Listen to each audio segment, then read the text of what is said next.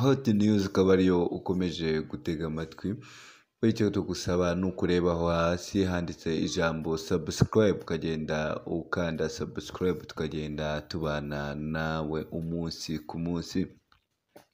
Makuru tugufitiye kuno munsi rero, hano mu Rwanda hose hirya no hino haba hari gukwirakwira inkuru y'uko igihugu cyaba gikeneye intwaro nyinshi n'ubwirinzi bukomeye cyane.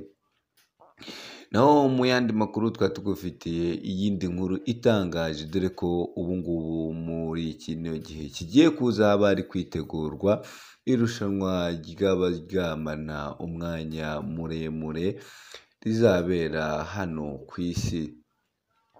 Dutangira amakuru yacu rero, reka tutangirira kw'iyi nkuru, aho igihugu gikeneye inkunga ya miliyari 55 ngo kibashe guhangara intambara nyinshi cyagenda kigabwaho n'ibindi bihugu. Ibi ngibi bikaba byaje kugarukwaho na perezida ubwo yazaga kuvuga ko igihugu cyiwe gikeneye miliyari 55 z'amafaranga y'amadolari hamwe kugira ngo kibashe kuba cyakwirinda igihugu cyataka icyo ari cyo cyose, nubwo cyavuga ko kiri no mu ntambara ikomeye cyane.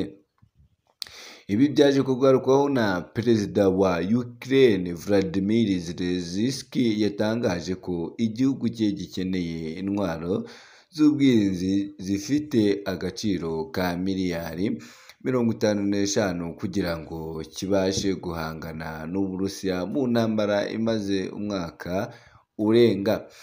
Iyi nkunga Ukraine ishaka ituruka kure iyo imaze guhabwa na Leta Zunze Ubumwe za Amerika, kuko Wall Street Journal abitangaje. Zelensky yavuze ko ikintu cyonyine cyabafasha kwigaranzura Uburusiya ari intwaro zirinda ikirere kizwi nka Patriot z'Abanyamerika, ni ikoranabuhanga rifite ubushobozi buhambaye bwo kumenya ikintu kidasanzwe cyinjiye mu kirere cy'igihugu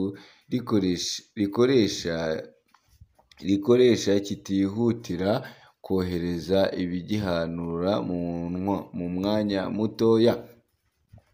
Ukraine yatangaje ko iramutse ibonye nibura pilotistes zigera kuri 50 zagashyirwa hirya no hino mu mijyi yayo, aribwo yakwizera kurwana igatsinda Uburusiya.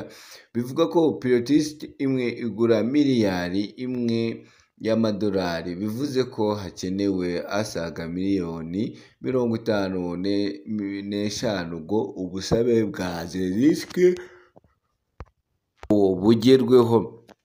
Nubwo benshi bagiye babona ko ibi ari ibintu bigiye bihambaye cyane, dore ko Leta Zunze Ubumwe za Amerika zimaze gutanga inkunga ya miliyari 35 kuva intambara yatangira, bisobanuye ko ubusabe bwa Ukraine buruta kure ubwo imaze guhabwa na Amerika. Ni mu gihe izindi ntwaro z'ubwirinzi zaba zitabonetse, Zelensky yavuze ko ibitero bateganya kugaba ku ngabo z'Uburusiya ngo bisubize uduce bambuwe bizagwamo abasirikare benshi.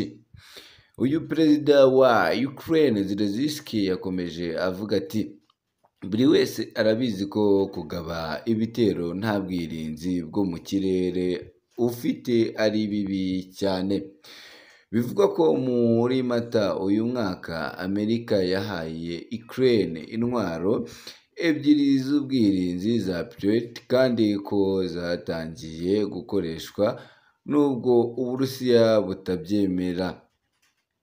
Ukraine ihamagaye izindi ntwaro z'ubwirinzi bwo mu kirere nka NASAMS z'Abanyamerika cyangwa se LST y'Abadage n'izindi ntwaro, dore ko iki gihugu kimaze imyaka nyinshi muri iyi intambara, dore ko ubu intambara ya Ukraine na Uburusiya yaba ikomeje gufata indi ntera, ni mu gihe iyi ntambara yaba iri gukabakaba igihe cy'imyaka 2 irenga. Ibi ngibi rero bikaba bije nyuma y'aho igihugu cya Ukraine cyagiye kigenda cyifatira ibice bimwe cyari cyaragiye cyamburwa, naho ibindi bikagenda Ukraine nayo iza kuyitsimbura ikayisubiza inyuma. Naho mu yandi makuru, Perezida Joe Biden yaciye amarenga ko Suwede igiye kwinjira muri NATO.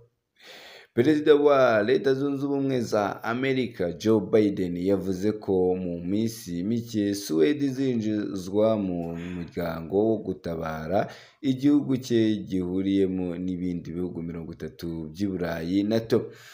Nyuma y'igihe haba impaka ndende kuri iki cyemezo, Perezida Joe Biden yagarutse ku kwinjira kwa Suwede muri NATO mu kwa kane ubwo yari Colorado mu muhango wo gusoza amasomo n'imyitozo ku basirikare bashya ba Amerika. Muri Gicurasi umwaka ushize nibwo Suwede yasabye kwinjira muri NATO nyuma y'amezi 3 Uburusiya buteye Ukraine. Iki gihugu cyagize impungenge ko nacyo gishobora kugabwaho ibitero n'Uburusiya gisaba kwinjira muri NATO ngo cyizere umutekano, kuko iyo igihugu kiri muri NATO gitewe ibindi biragitabara. Ubusabe bwa Suwede bwo kwinjira muri NATO bwarwanyijwe cyane na Turukiya cyane. Perezida Erdogan ufitanye ibibazo na leta y'iki gihugu ayishinja kuba icumbikiye abagerageje guhirika ubutegetsi muri Turukiya 2016.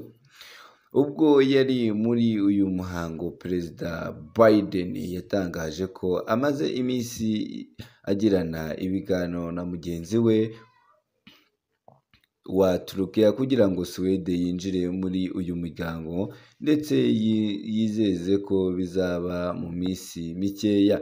Perezida Biden atangaje ibi nyuma y'uko mu minsi ishize Minisitiri w'Ububanyi n'Amahanga wa Amerika Antonio Blinken yasabye Turukiya kureka Suwede ikinjira muri NATO kuko imaze gukora ibishoboka byose kugira ngo ibihugu byombi byongere kubana neza.